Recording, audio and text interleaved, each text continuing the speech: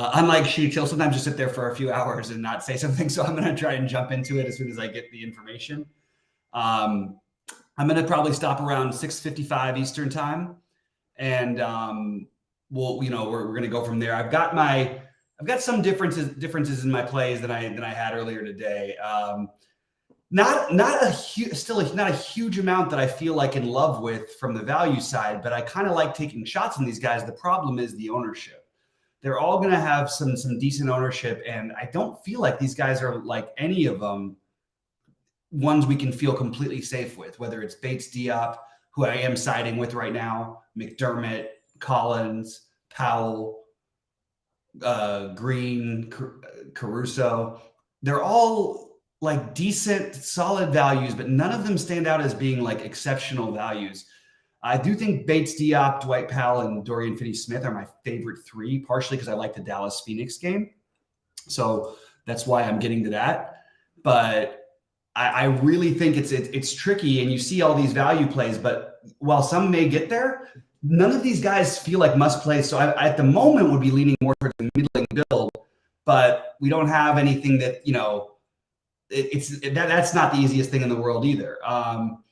So what, I have like right now as my priority plays on our site, or you can go check them out right there. That's still consistent for me, but I'm just sort of wondering about how my builds are going to work with this value. I like the idea of using the mid-range stuff, playing some of the Phoenix and Dallas game. And I actually like some of the other Dallas pieces, which is pretty rare for me outside of Luka.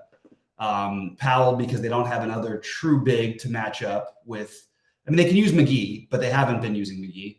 They don't have another true big to match up. So my priority plays are all listed on our site, and they're still up there. They're still there for me. The other guys I'm including, and my early build hasn't changed, by the way. So check that. That's basically the same. There's just news we're waiting on that we don't have yet. And honestly, until we do, it's going to be very, very hard to try to break down this whole slate. Like I said, I do feel the best about Bates Diop and the Dallas value a little bit better, but it still doesn't feel great to me. I mean, this is not like lockdown, we have to play these guys type of value in any spot. And the game, like I said, I'm targeting the most is Dallas and Phoenix. And I also love Paul George. So I have most of my players in the late games in my early build so far. And, in terms of actual guys, I have a ton. Like Luka's projecting like so incredibly well, or so well on SaberSim. Actually, it's just well enough. Like, I think that Luka is a good play, but like you're putting in some really suspect value. So I'm sort of siding with the more middling, the Chris Pauls, or even I don't mind DeAndre Ayton, Cam Johnson. I like in the mid tier. I feel like his projection got bumped down a little too far because Ayton's back. He's still going to get minutes on this team with the way it's currently constructed. So that's sort of my general theory. My general strategy is get Chris Paul or Ayton with Cam Johnson. If you want to play Luka, use that thin value and play Luka. If not, I think you should play some Dinwiddie. If you're not playing Luka, I think Dinwiddie or Hardaway. I prefer Dinwiddie. And then I think that like I said, I prefer Dwight Powell and Finney-Smith a little bit ahead of Josh Green. Can't believe I'm sitting here talking about Dwight Powell, but I do think that it's a different situation than it has been mostly for him. And assuming he stays out of foul trouble and that they're playing fairly well, I think he could, play a ton of minutes, and he might be the value that you end up needing. I'm not saying he'll do what he did the other night and put up 40 or something, but I don't know how many of these other guys have a realistic chance of even getting there. So those guys, along with Bates Diop, are my favorite, values, the Dallas guys, which is making me, leans me into stacking that game. We have a big, what do we do with, did we officially get word? No, we still have, so that like Donovan Mitchell, like everybody keeps saying how he's unlikely to play, but the projections are all screwed up. So one thing you can do is, because that game starts a half hour after the main slate starts, you can play both Garland, actually all of Garland, basically everybody on Cleveland, but I would say Garland and obviously the what's his name? Why am I saying what's his name? Karis LeVert are going to be tremendous plays if Mitchell's out. So I think you can go ahead and play that and assume that, and then honestly that game becomes like just as good to stack as Dallas Phoenix. So just something you gotta, look out for right now. And that's sort of my theory. I do like, if you wanted to go full stack, I like the Bulls game a little bit. I really like Vucevic. I just wish he was cheaper, but I really like him. I think he's going to smash against Charlotte. Every single big man smashes against Charlotte. Charlotte, we still have questionable tags on LaMelo and Gordon Hayward, so I can't really comment on that yet. And unfortunately, the NBA is at a point where they're going to have to make some decisions, because this is not okay that we have this every day. Like, it's so often, it drives me freaking nuts. And we need to have like more of a sense of what's actually going to happen than it is. Every now and then there can be an edge in speculation, but I just am so annoyed by this, because everything I just said is out the window to some extent if LaMelo, Hayward, and Mitchell are out. Then I'm not interested in the Dallas Phoenix game. Then I'm interested in this other games. You know what I mean? But if only, let's just say only Hayward is out, that doesn't mean anything to me, really. I still like Rozier fine, but it's really hard to know. So we need starting lineups. We need to know for sure. We'll probably have that information. I'll sit in Discord and answer all your guys' questions, because we're probably going to get them after I get off, because I have to get off at 6:55. So I have to just jump and grab a package, and literally I'll be right back. It'll take 2 minutes. But anyway, did we get some news in just now? I just saw something. Isaiah Stewart is available. Okay, expected that one. And then other plays that, in the earlier games that you're considering. But again, we just need to wait for the other news. Kyrie, I like a lot. Even on a back-to-back, he actually plays okay on back-to-backs, especially when it's all the offense on him and it's Detroit. So I'm not as worried about it. And then on the other side of that game, I think Jalen Duran is a really interesting play that's probably not going to get a ton of ownership. And the only thing I would say is that Claxton's done a really good job this year. I mean, we even saw it with Embiid yesterday. So I'm not quite as high on Duran as I normally would be. This is not Brooklyn from the last couple of years where you just get every offensive rebound. Anyway, guys, fire in your questions. Like I said, not a whole lot's changed since the beginning of the day. Bates Diop is a little bit better of a play. These Spurs guys are a little better plays, but just keep in mind, you're going to get popped a lot of the time. The Spurs are always going to look like this. And then, like, the Spurs right now are projected to play 12 guys. That is not a good thing for DFS. Not at all. Now, the usage is interesting because you have a guy like Trey Jones who should end up getting a lot of the usage. Bates Diop is going to get minutes. Zach Collins on a back-to-back, but again, he's a great fantasy point per minute producer. But then you're going to have guys like Stanley Johnson playing, and you're going to have maybe the simplest answer is, if you like that game a little bit, maybe play Bates Diop with one of Keldon Johnson or Trey Jones, maybe even Podol, one of those three. Because I just think like situations like that where everybody sort of like looks like a good value play, that it just can't be true. There can't be 7 guys exceeding 6x value. Like, you know what I mean? And it's just, it doesn't, none of the Spurs ones stand out to me in the way that they're supposed to. I do think Bates Diop is the one I'm the most interested in. And I think Zach Collins would be the next one for me in terms of value. All right, let's get into it. I'm looking at the questions, guys. Hit the like button and subscribe if you don't already. We appreciate it. What's up to my man, Nick? What's up, MJ? Great to have MJ with us. He's been a lot of fun in chat and great questions always. Mike Sickler in here. What's up, man? Rody saying hit the like button. Hit for the sweet KD thumbnail. Wait, hold on. I gotta edit my date here. That's my bad here. I gotta edit the date, and I don't even. So we have that thumbnail. Why do we have a KD thumbnail? He's gonna be out for weeks. What's up to K9? Levert, that's I think, Clay, you might have asked that question before. As of right now, I have no interest in Levert if Mitchell plays. If Mitchell doesn't play, I will be all over Levert. So I don't even know if I'll not play him in anything. Charlotte guys are officially in. Okay, is that true? Because I did. Oh, there it is. Wait, hold on. Let's just take a look. LaMelo is in. Hayward's in. So no interest in the, like, I was really ready to hammer that game if those guys were both out. I'm not going to hammer it anymore. All right, let's see what else we have. Mitchell still game time decision yet. Charlotte being in. Yeah, I know. It felt like a spot we could have really attacked and done some fun things with. Powell for Dallas. I'm guessing you know that I've answered that question a bunch of times so far. I actually do like him tonight, which is rare for me. But I also like if something else comes up, I'm not going to make sure to have a spot for him. It's just he's the value that I feel a little more comfortable with because of the situation. Thanks, Rody. I appreciate it, buddy. Thoughts on the Boston New York game? Not a lot of thoughts. You can always play Julius Randle. You can always play Jalen Brunson. I'm not particularly interested in anything in that game. That's where I'm at. I think you might be losing out a lot. Kevin Love would be in play if Mitchell's out.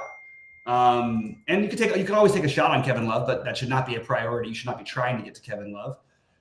What's up to my man Kevin Wise saying what's up to you? Hey man, I saw that you jumped into our Better Takes. Guys, jump into our Better Takes chat. I'm going to throw the little link in here. We talk a lot more about sports betting, and we're just getting going here, but it's a bet tracking and analysis thing that's free and it's awesome. It's really helped me with my NBA bets. I think that it's really, really cool to use. So anybody who does any betting at all, I suggest checking it out. And even if you don't, I think it's a good group that we'll have, and we're going to start growing that, pretty much all the time. So jump on in. It's pretty awesome. And then keep firing in questions. I'm happy to go here with you guys until we get other news. I don't know what we're going to do. Garland, the way it's Garland and or LeVert. It's up to you. You can play both of them. You can play one of them. I probably would lean both of them on this particular slate. That would be my personal way to do it. But jump on in the other Discord, by the way, too.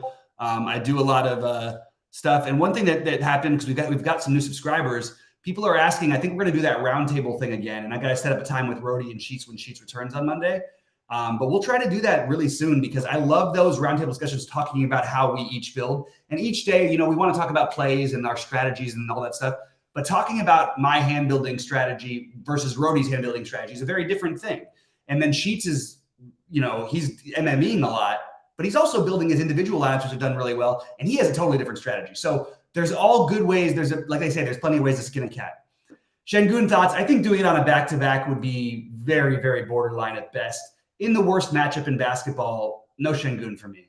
I love Şengün. I feel like I deserve credit for Şengün, because I feel like I've been saying this since they got him. It's like, this guy's their best player by a long shot. He is awesome offensively. Defensively, he's the worst. But he just can. I mean, yes, could he go off again tonight? Sure. Should we be assuming 70 from him in the toughest matchup in basketball? How do you rate him against the other guys? I mean, I don't know. I just don't like him nearly as much as anybody in his price range on the back-to-back. I just think it would be foolish for Houston to let him play 37 minutes again. He did do it once on a back-to-back, but he only played 28 in the first game that time. The Houston-Cleveland stack, that might be great. We just don't need to know. We need to know if Donovan Mitchell's playing. If Donovan Mitchell plays, that game becomes very uninteresting quickly for me. I'm not trying to attack Cleveland. This is, you could argue they're the best defensive team in basketball, certainly in the top 5. Probably, I would say top 5, maybe top 3. Top 3, I don't think I'd have them outside of the top 3. And they don't play at like a wicked pace. But now it looks like everything is starting to adjust that Mitchell is out. I see him projected out but it's not official. I see him projected out on NBA.com. I see him projected out on Roto Grinders. I see him projected out. So I am probably going to play with that assumption if we don't hear about it in the next little bit, because there are a lot of people who are in this. And let's just see what the Vegas line is. It's a hard one, because Cleveland would probably be a similarly large favorite. Let's see, they were a 9-point favorite. If it hasn't moved at all, but they could easily be a 9-point favorite anyway with the lineup that you're going against in Houston.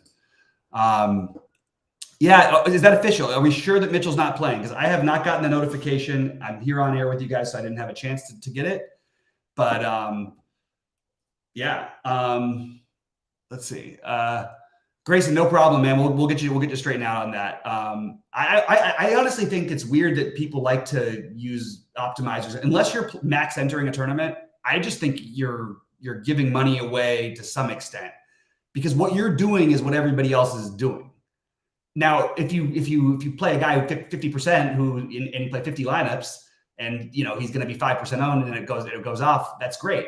But why? Like, my whole strategy when I started playing, and I still will multi-enter sometimes, but I just think that the best way to get different is to find your own uniqueness, find your own way of being different than all these people, because you're not just trying to beat like thousands of people. You're trying to beat, in some cases, hundreds, in some cases, thousands of people who are playing many more entries than you. And that's a very, very difficult thing. It's much more difficult than if you're just playing as many as they are. My core is basically the same until if we have the Mitchell news. Do we have Mitchell out?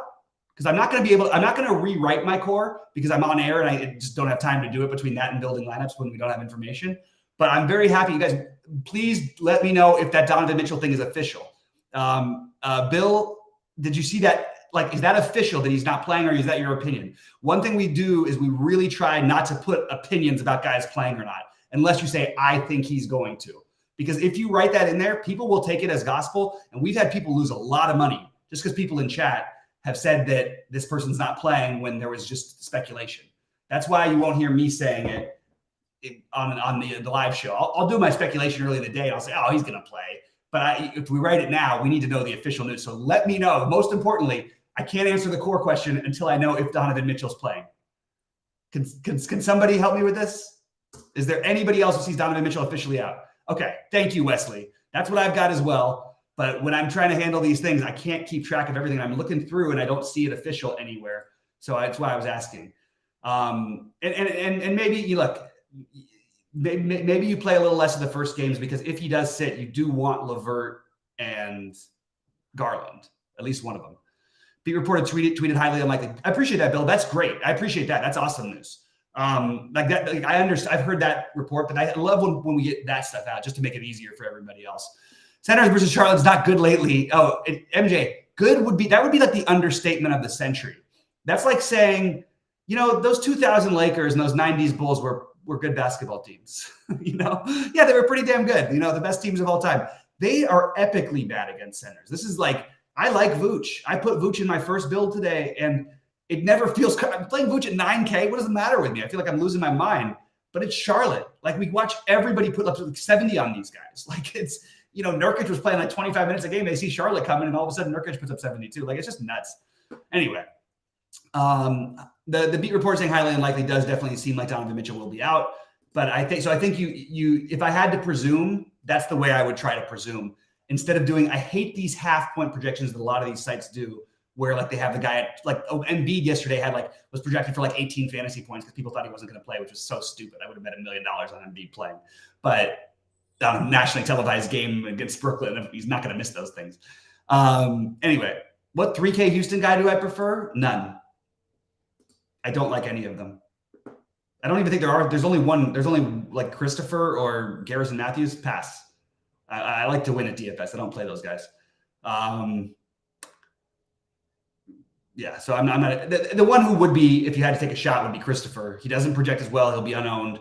He's got a lot more talent than Matthews does. But it's just really hard to trust any of that stuff. And Houston is another team that's going to play 11 or 12 guys probably. So thoughts on Ben Simmons? I thought about a lot of things today. Ben Simmons was not one of them. On a back-to-back, I mean, this is the kind of game where you could, because he doesn't get to play in serious minutes. Like Ben Simmons has he gets to have the easiest job ever. First of all, you never shoot the ball. He has more fouls this year than free throws made. It's pretty amazing. When is the last time he made 2 out of 3 in the last game, and he had gone, what did he have? He went like a month without shooting a free throw? That's almost impossible. I mean, I could play in the NBA for a month worth of games. I'd get to shoot a free throw. I don't have any interest in Ben Simmons. If anybody's out, it's fine. It's a fine tournament play. It's the right kind of matchup. There is nothing that Ben Simmons has done that has led me to feel anything about him at 6,700. When's the last time he had one game we would take, that game against San Antonio where he had the triple-double? Other than that, you're talking about what's 1 out of 16, 17? And without Kevin Durant, it's actually gotten way worse. So I'm not behind it myself. Could it happen? It's the right matchup for it too. I have no interest in it myself. Anyone on Boston looking good tonight? Nope. No interest in Boston. The guys are looking good. Like, that's not true. People like the Brogdon play. People like the Derek. I'm not in. I'm not in on it. Everybody's healthy. It's the same as every game for Boston. Take a shot, but I have no interest in trying to prioritize any of them. Right. Good point there, Bill. That was without Kyrie that he had the triple-double. Jalen Green or Şengün? Neither. Şengün is the answer, but I'm not playing either of those guys. Okoro beat a narrative. I don't think that is not, if you're Isaac Okoro is not the guy you necessarily want to find the narratives with. He is 3,600 and viable, but it tells me, to me, Cedi Osman would be the way to go if there's no because Cedi Osman will get the actual usage. Okoro literally will stand in the corner, play defense, and he's a good defender. But I don't think we need to play Okoro. I do think that he's fine. I think that if you're stacking that game, he's a good play. If you're not, I wouldn't play him. For those people who want to play Garrison Matthews, you can go ahead. You can look at one of the worst point per minute producers in the history of basketball. Like, he's awful per minute. And it's a horrible matchup. So I'm not trying to target these spots. Can some of these guys get there? Sure. Can Ty Washington have a game, or Josh Christopher off the bench? Sure. Not for me. The fact that it's a back-to-back, this will be the weirdest. It'll never happen. But like, if I was playing 150, I would have one lineup where I put Boban in. Just one. But that's 1 out of 150. The only reason I mention it, if there was ever a time to play Boban for some minutes, and we all know when he plays a few, he can get more. This would be the night to do it. But unfortunately, with Garuba and Fernando healthy, it's probably not going to happen. I'm just speaking it out into the universe because I'd like to see Boban play. I think the guy's awesome. Just as a person. Podol. So I think, let's see. Hold on. Let's see. I've got a bunch of questions here. Branham. No, it's fine. Spurs are all, I'm basically with the minimum cost guys with the Spurs. They're all just like reachy kind of strange plays. So Branham, yeah, but like early in the day, are you going to count it? What happens if he doesn't start? What happens if he sits on a back-to-back? That's the only thing with the Spurs. I feel weird making cases for them because we could hear after the 5 o'clock game, after the 8 p.m. Eastern game locks, we could hear that like 5 Spurs are out. I mean, that would not surprise me. And they still would have a ton of guys. So it's a very tricky situation. Stanley Johnson and Josh Richardson are both questionable. I'm going to guess that Richardson doesn't play. Yeah, it's probably fine to take a shot on Branham. I'm not doing it. Norman Powell had 36 DK points. That doesn't mean anything. Make sure you watch every single thing and make sure that Kawhi and Paul George and Batum and everybody else played. Then maybe you're talking yourself into it. Maybe as a placeholder, there's nothing about this that looks like a Norman Powell thing to me. It's fine. It's not what I would be doing. I guess if you ended up with him as your last play, I prefer Zubac if I was going to do that. Just because one guy it doesn't mean anything. Best Spur tonight. Don't like the Spurs. Bates Diop is for me. Jared Allen, yes. I do like Jared Allen. All right, let's go. Keep going. Hit the likes, guys. We got 42 people watching and nobody liking. Like. Thoughts on Claxton? Not into Claxton. Not on the back-to-back. No. It's a great matchup for what it's worth, but I'm, again, not doing it. Yeah, 100% Billy. Bill's got it right. Pop is so unpredictable. Caruso, fine. Not trying to get to him. If I end up with him, I will. There's nothing about him that I'm trying to get to, but he's fine. PG or Kawhi? PG. Remember what I said before, LeBron? That's not that impressive, by the way. By the way, just so you know, when you take like a 70% chance, a chance of something that's like 70% to happen, or even higher because everybody's projecting it, that is not something to take a victory lap on. That's like saying that, you know what? I'd be like the guy who bet the 1 million, the 1.4 million to win 10,000 on San Diego when they were up 27-0, and then he lost. But that would be like if he won taking a victory lap for the 10,000. Royce O'Neal, fine. Not trying to get to him because I'm telling you, there's still news in these later games that we don't have yet. So these guys are all fine. Not for me though. Thanks, man. I really appreciate it, Nick. Always happy to do it with you. Even if we poke at each other sometimes, it's always good. We like to go rapid fire. We like to get everything done as quickly as possible and get addressed. I have to go get to my builds. I've got to grab something, pick something up from the door. The guy who's dropping it off, he's literally right at my door. I'll be in Discord. And we're going to answer questions through there. I'm not playing any Knicks or Celtics. I have no problem with if you want to play Randall or Brunson, but I'm not going to do it to answer that last question. I think we got to everything else. Really appreciate you guys. Please like before you get out of here so you get alerted, and subscribe so you make sure you get alerted when you're following us. And let's make some money tonight, everybody. This is not the most fun slate in the world, but it's certainly stuff that we can do some with. So I do appreciate all you guys, and I hope to make a lot of money with you guys tonight. Let's get it.